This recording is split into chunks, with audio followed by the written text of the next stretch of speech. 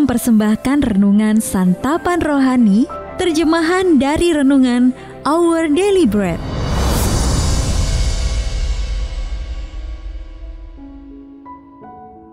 Untuk menerima notifikasi video baru kami, silakan tekan tombol subscribe dan tanda lonceng di bawah ini.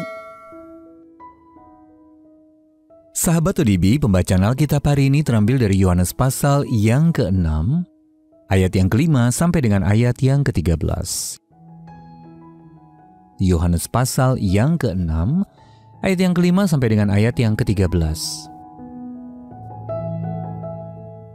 Ketika Yesus memandang sekelilingnya dan melihat bahwa orang banyak berbondong-bondong datang kepadanya, berkatalah ia kepada Filipus, "Di manakah kita akan membeli roti supaya mereka ini dapat makan?" Hal itu dikatakannya untuk mencobai dia, sebab ia sendiri tahu apa yang hendak dilakukannya. Jawab Filipus kepadanya, "Roti seharga 200 dinar tidak akan cukup untuk mereka ini, sekalipun masing-masing mendapat sepotong kecil saja."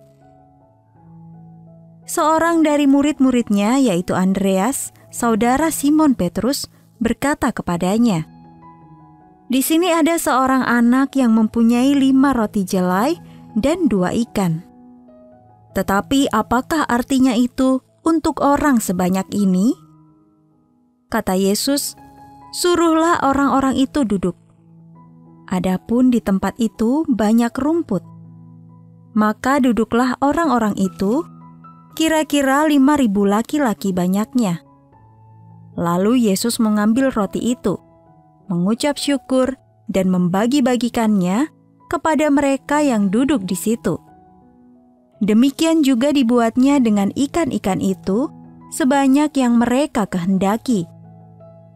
Dan setelah mereka kenyang, ia berkata kepada murid-muridnya, "Kumpulkanlah potongan-potongan yang lebih, supaya tidak ada yang terbuang." Maka mereka pun mengumpulkannya dan mengisi 12 bakul penuh dengan potongan-potongan dari ke-5 roti jelai yang lebih setelah orang makan. Ayat mas renungan hari ini terambil dari Yohanes pasal yang ke-6 ayat yang ke-12. Kumpulkanlah potongan-potongan yang lebih supaya tidak ada yang terbuang. Renungan hari ini berjudul Dia Menjadikan Kita Baru, ditulis oleh Patricia Rayburn. Sahabat ODB, sebagai seorang pegawai yang sering bepergian, Shawn Seipler berkutat dengan sebuah pertanyaan yang agak janggal. Akan dikemanakan sisa sabun batangan di kamar hotel? Seipler berpikir daripada menjadi sampah dan dibuang, jutaan sisa sabun batangan itu dapat dijadikan sabun baru. Maka ia pun meluncurkan sebuah program bernama Clean the World. Sebuah usaha daur ulang yang telah membantu lebih dari 8.000 hotel, kapal pesiar dan resor untuk mengolah bertonton sisa sabun menjadi sabun batangan baru yang telah dibentuk ulang dan disterilisasi. Sabun-sabun hasil daur ulang itu kemudian dikirimkan ke orang-orang yang membutuhkannya di lebih dari 100 negara untuk membantu mencegah penyakit bahkan kematian yang terkait dengan kebersihan. Seipler berkata, "Saya tahu kedengarannya lucu, tetapi sabun batangan kecil di kamar hotel kita benar-benar dapat menyelamatkan nyawa." Mengumpulkan sesuatu yang kotor atau bekas pakai, lalu menjadikannya baru, adalah salah satu bentuk kasih juru selamat kita, Yesus Kristus.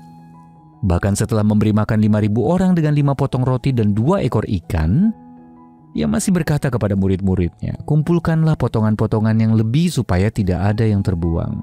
Yohanes pasal yang ke-6 ayat yang ke-12. Dalam hidup ini, ketika kita tidak lagi merasa berguna, Allah justru melihat yang sebaliknya.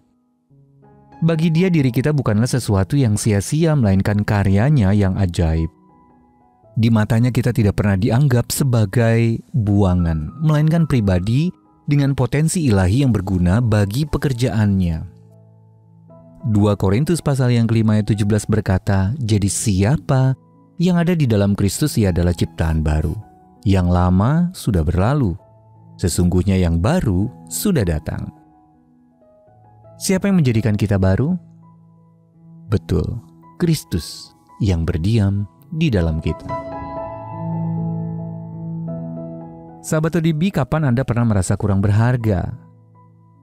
Lalu bagaimana Yesus telah memberi Anda hidup baru? Mari kita berdoa. Ya Bapa, saat aku merasa tidak berharga, mampukanlah aku untuk melihat hidupku yang baru di dalam-Mu. Amin.